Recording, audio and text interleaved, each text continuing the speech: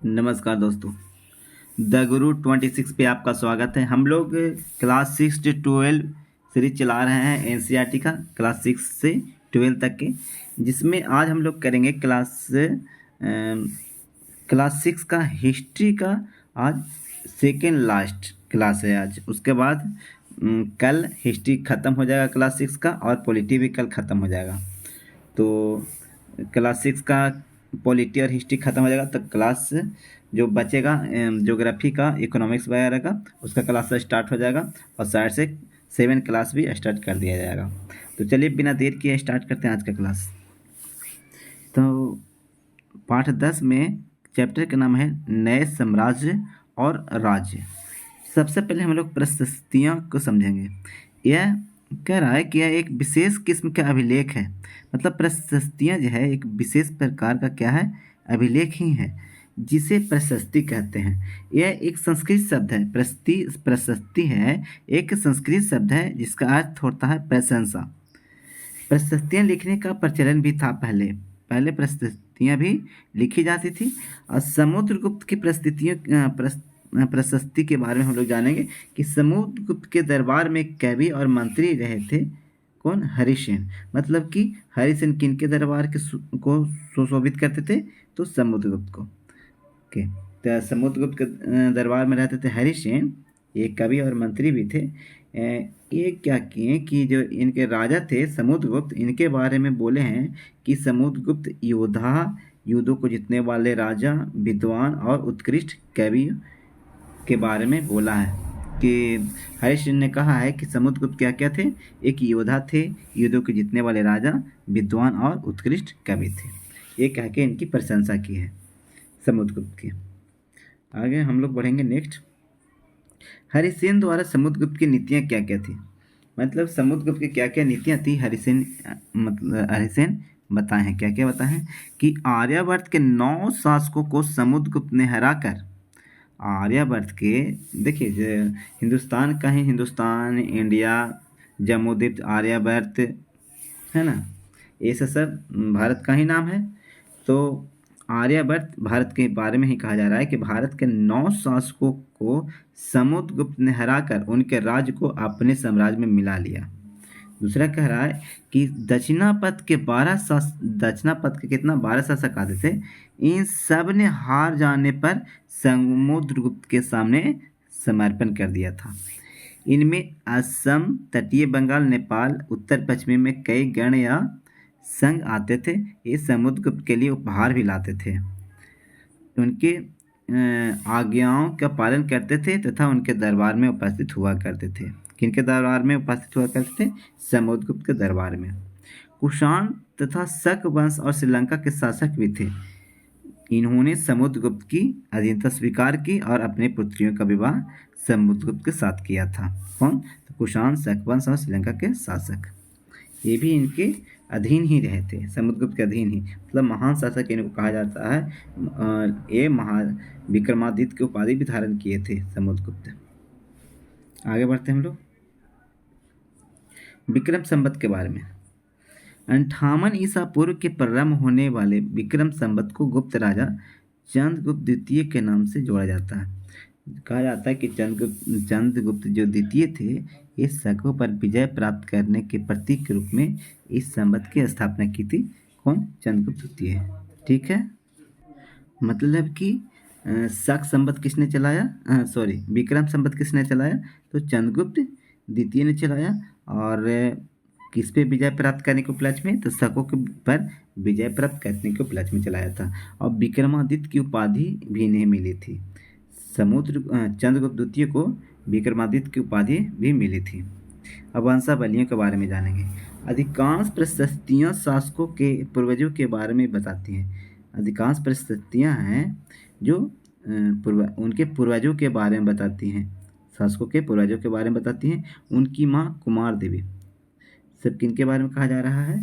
तो कुमार देवी जो थे, ये समुद्रगुप्त के बारे में कहा जा रहा है कि समुद्रगुप्त की माँ थे कुमार देवी, और लिच्छवीगण के थी जो, और पिता चंद्रगुप्त जो थे गुप्त वंश के पहले शासक थे, जिन्होंने महाराजा धीराज की उपाधि धारण की थी। अब महाराजाधिराज की उपाधि ये तो धारण की ही थी, इनके साथ में समुद्रगुप्त को भी महाराजाधिराज की उपाधि प्रदान की गई थी।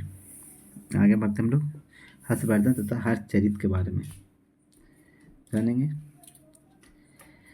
1400 साल पहले हर्षवर्धन ने शासन किया था। 1400 साल पहले हर्षवर्धन ने शासन किया था। उनके दरबारी कवि बाणभट्ट ने संस्कृत में उनके जीवन हर्षचरित लिखा। हर्षचरित के लेखक बाणभट्ट कौन सा भाषा में लिखे? तो संस्कृत में लिखे। किनके बारे में जीवनी लिखा हुआ है? तो हर्षवर्धन के बारे में जीवनी लिखा हुआ है। किनके द्वारा? बाणभट्ट के द्वारा। इनमें हर्षवर्धन की वंशावली देते हुए उनके राजा बनने तक का वर्णन है। हर्षवर्धन की वंशावली के बारे में बताए हैं, पूरा राजा बनने तक के पूरा वर्णन किया है। किसमें? तो हर्षचरित में। चीनी यात्री हेन सांग जो थे हर्षवर्धन के दरबार में ही आए थे। चीनी यात्री हेन सांग ऐसे याद रख सकते हैं आप, हेन सांग हर्षवर्धन। थोड़ा सा आ रहा है ना फर्स्ट वाला वर्ड, हेंस फर्स्ट वाला लेटर आ रहा है, हेन सांग हर्षवर्धन, इसे याद रखिएगा आप लोग। उन्होंने वहाँ जो कुछ देखा उसका विस्तृत विवरण दिया है। जो कुछ भी देखा उनके राज दरबार में उस सब इन्होंने अपने हर्षचरित जो लिखे हैं बाणभट्ट उसमें सब बता दिया है। टोटल बहुत ही विस्तृत अध्ययन किया है उनके बारे में। थानेश्वर के राजा बने मगध और बंगाल को जीतकर उन्हें पूर्व में भी सफलता मिली थी। इनको मगध और बंगाल को जीतकर और पूर्व में भी इनको सफलता मिला था और दक्कन की ओर बढ़ने की कोशिश की। और चालुक्य नरेश थे पुलकेशिन द्वितीय, उनको जो पुलकेशिन द्वितीय इनको फिर रोक दिए। मतलब आगे जो इनका जो ऑपरेशन चल रहा था उनको आगे इनका ऑपरेशन रोक दिए। मतलब ऑपरेशन को रोक दिए थे कौन? पुलकेशिन द्वितीय। किनका? जो हर्षवर्धन आगे की ओर बढ़ते जा रहे थे तो उनको रोकने का काम कौन किया था? पुलकेशिन द्वितीय किया था।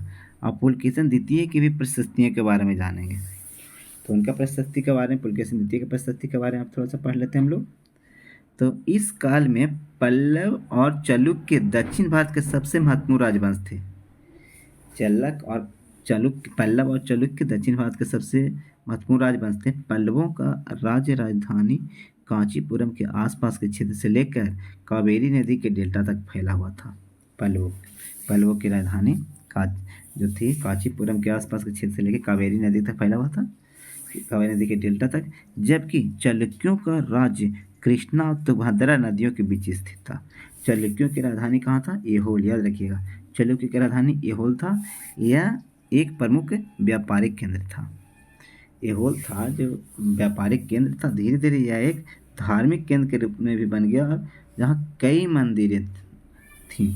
आज भी बहुत सारे मंदिर के अवशेष वहाँ पे मिलते हैं और बहुत ही भव्य भी मंदिर यहाँ पे देखने को अभी भी मिलता है, चालुक्यों के द्वारा बनाया गया।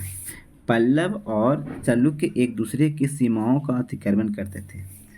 पल्लव और चालुक्य के बीच जो लड़ाई का एक ये भी था, लड़ाई का एक जड़ ये भी था कि अतिक्रमण करते हुए दोनों आपस में भिड़ जाते थे, पल्लव और चालुक्य।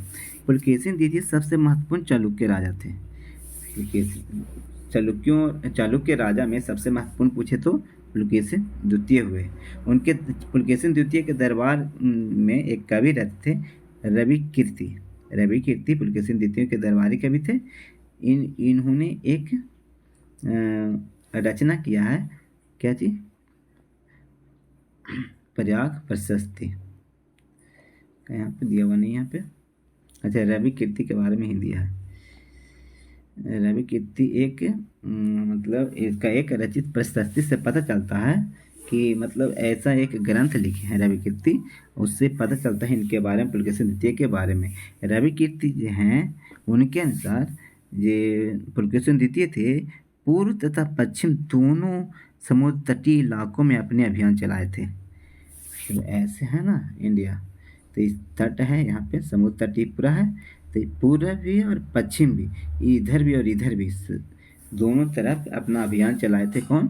पुलकेशिन द्वितीय। इसके अतिरिक्त उन्होंने हर्ष को भी आगे बढ़ने से रोका था। कौन? पुलकेशिन द्वितीय हर्षवर्धन को भी आगे बढ़ने से रोका था। इन राज्यों का प्रशासन कैसे चलता था, इनके बारे में जानेंगे। प्रशासन की प्राथमिक इकाई गांव होते थे। प्रशासन की प्राथमिक इकाई गांव होते थे, लेकिन धीरे धीरे कई नए बदलाव आए। कुछ महत्वपूर्ण शासकीय पद अनुवांशिक बनाए गए। कभी कभी एक ही व्यक्ति कई पदों पर कार्य भी करता था। वहाँ के स्थानिक प्रशासन में प्रमुख व्यक्तियों का बहुत बोलबाला था। देखिए दोस्तों, जितना भी हम लोग कर रहे हैं, अभी सेशन चल रहा है, उसका लास्ट में ऑब्जेक्टिव भी हम लोग करेंगे, और जितना भी उसका पूरा का निचोड़ होगा जो, ठीक है, कैसे कैसे ऑब्जेक्टिव क्वेश्चन पूछे जाते हैं, वो भी ऑब्जेक्टिव मतलब एमसीक्यू भी हम लोग लास्ट में देखेंगे। अच्छा, आगे बढ़ते हैं। एक एक नए प्रकार की सेना, इसके बारे में जानेंगे। तो सामंत भूमि से कर वसूलते थे, जिसे वे सेना तथा घोड़ों की देखभाल करते थे। सामंत थे, भूमि से कर वसूलते थे, और जो कर वसूलते थे उससे सेना और घोड़ों का देखभाल करते थे। साथ ही युद्ध के लिए हथियार भी जुटाते थे वही कर से। दक्षिण के राज्यों में सभाएं के बारे में हम लोग पढ़ेंगे। तो पल्लवों के अभिलेखों में एक कई स्थानीय सभाओं की चर्चा किया गया है। पल्लव पल्लव के जितना भी अभिलेख मिला है उसमें बहुत सारों में स्थानीय सभाओं की चर्चा भी किया गया। इनमें से एक था ब्राह्मण भूस्वामियों का संगठन। ब्राह्मण भूस्वामियों का एक संगठन था, उस संगठन का नाम था सभा। ये सभाएं उप समितियों के जरिए सिंचाई, खेतीबाड़ी से जुड़े काम, सड़क निर्माण, सैन्य मंदिरों की देखभाल का काम करती थी। कौन? सभा। सभा का ये सब काम होता था। नगरम क्या था? व्यापारियों का एक संगठन था नगरम। व्यापारियों का संगठन था नगरम, और यहाँ पे नगरम में धनी और शक्तिशाली भूस्वामी और व्यापारियों का इस पे नियंत्रण था नगरम पे। ठीक है, फिर लास्ट में एक अलग से पॉइंट दिया गया है, कालिदास अभिज्ञान शकुंतलम के लेखक थे। अभिज्ञान शकुंतलम किसने लिखा? कालिदास। अभिज्ञान शकुंतलम कालिदास। ठीक है दोस्तों, तो आज का सेशन समाप्त हुआ। ये पूरा निचोड़ हो गया पूरा चैप्टर का। इस अगर ये पूरा पीडीएफ आप पढ़ लेते हैं और ये वीडियो देख लेते हैं तो आपको किताब पढ़ने की कोई ज़रूरत नहीं है। कहीं से भी क्वेश्चन दे आपसे बनेगा। तो चलिए दोस्तों, बिना देर किए अब स्टार्ट करते हैं। इसके बाद हम लोग इसका ऑब्जेक्टिव क्वेश्चन, ठीक है दोस्तों। पहला क्वेश्चन कह रहा है, हरि से निम्नलिखित में से किसके दरबारी कवि थे? चलिए, तो हम 5 मिनट के 5 सेकंड का समय देंगे आपको टिक करने का। उसके बाद हम बता देंगे सबका उत्तर। ठीक है दोस्तों, तो बताइए, हरि से निम्नलिखित में से किसके दरबारी कवि थे? टाइम आपका स्टार्ट।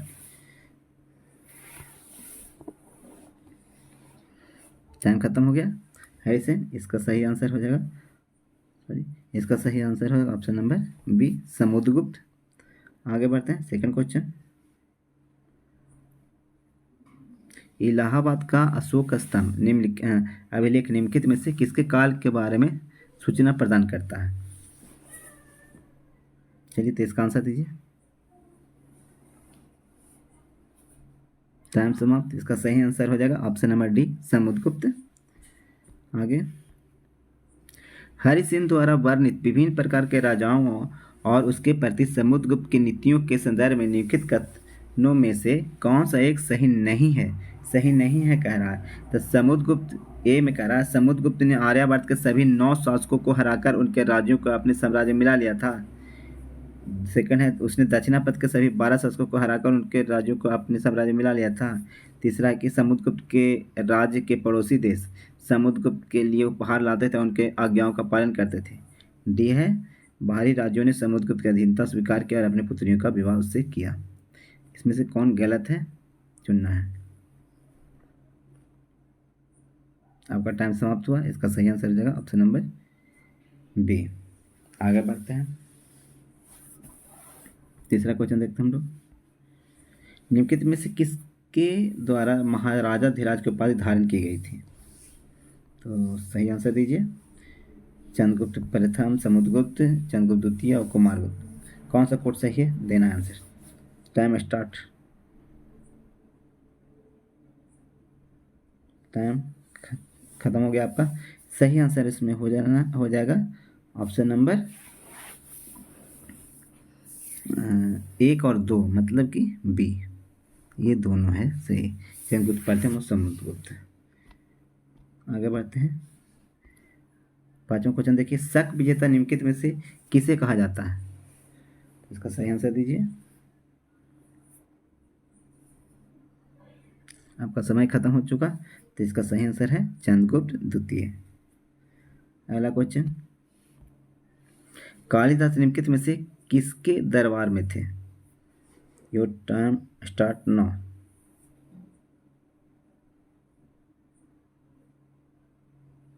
आपका टाइम समाप्त हुआ। इसका सही आंसर हो जाएगा option number D. Option number D, Chandragupta द्वितीय।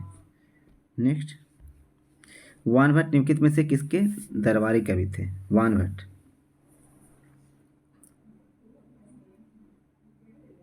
टाइम समाप्त। इसका सही आंसर हो जाएगा हर्षवर्धन। आगे, निम्नलिखित में से कौन हर्ष के काल में भारत आया था?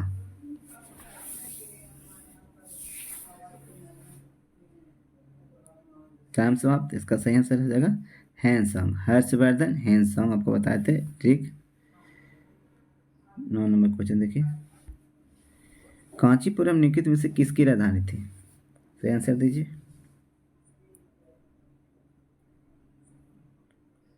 टाइम खत्म हुआ। इसका सही आंसर हो जाएगा पल्लव। 11 नंबर आगे देखते हैं, चालुक्यों की राजधानी निम्नलिखित में से कौन सी थी? सही आंसर दीजिए इसका।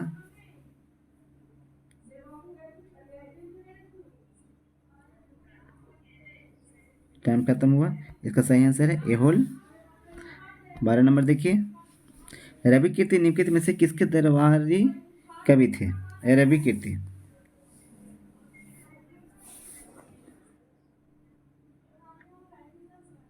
आपका टाइम समाप्त हुआ। इसका सही आंसर पुलकेशिन द्वितीय।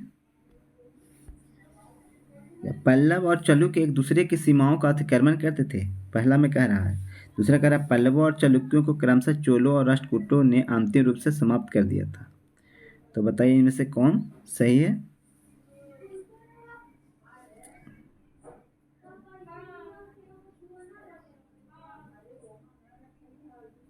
का सही आंसर हो जाएगा ऑप्शन नंबर सी। 1 और 2 दोनों दोनों सही है। अच्छा, देखिए बहुत सारा क्वेश्चन है ना जे यहाँ पे किताब से अलग से दिया गया है, तो जो भी क्वेश्चन जो पीडीएफ के अलावा जो भी क्वेश्चन बचा उसको भी हम लोग ने कवर करने का कोशिश किया, ताकि आपको पूर्ण रूप से तैयारी हो जाए, कहीं से भी क्वेश्चन ना छूटे। कहीं कहीं आपको लग रहा होगा थोड़ा नया क्वेश्चन भी मिला होगा, क्योंकि वो भी हम लोग करवा दे रहे हैं ताकि कोई भी क्वेश्चन आपसे ना छूटे। ठीक है दोस्तों, अगला क्वेश्चन देखिए, दक्षिण भारत में पूर्व मध्यकालीन प्रशासन के संदर्भ में निम्नलिखित कथनों पर विचार कीजिए। पहला है, कुछ महत्वपूर्ण पद शासकीय पद आनुवंशिक होते थे। दूसरा है, प्रशासन की प्राथमिक इकाई नगर होते थे। तीसरा है, कभी कभी एक ही व्यक्ति कई पदों पर कार्य करता था।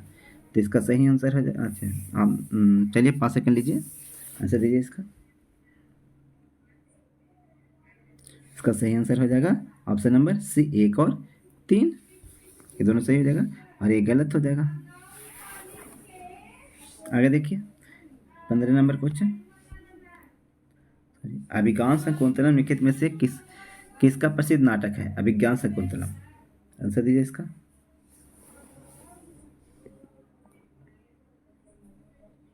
एक सही आंसर हो जाएगा। आपका टाइम समाप्त हुआ। सही आंसर हो जाएगा अभिज्ञान शकुंतलम, कालिदास हो जाएगा। सबसे लास्ट में हम बताए थे इसके बारे में। अच्छा, कालिदास के नाटकों की विशेषताओं के संदर्भ में निम्नलिखित कथनों पर विचार करना है। कालिदास अपने नाटकों में राज दरबार के जीवन के चित्रण के लिए प्रसिद्ध है। कालिदास के नाटकों की रोचक विशेषताएं यह है कि इन नाटकों में राजा और अधिकांश ब्राह्मणों के प्रकृति बोलते हुए, जबकि अन्य लोग तथा महिलाओं की संस्कृति बोलते हुए दिखाया गया है। तो बताइए इसका सही आंसर क्या हो जाएगा? आपका टाइम स्टार्ट होता है अब।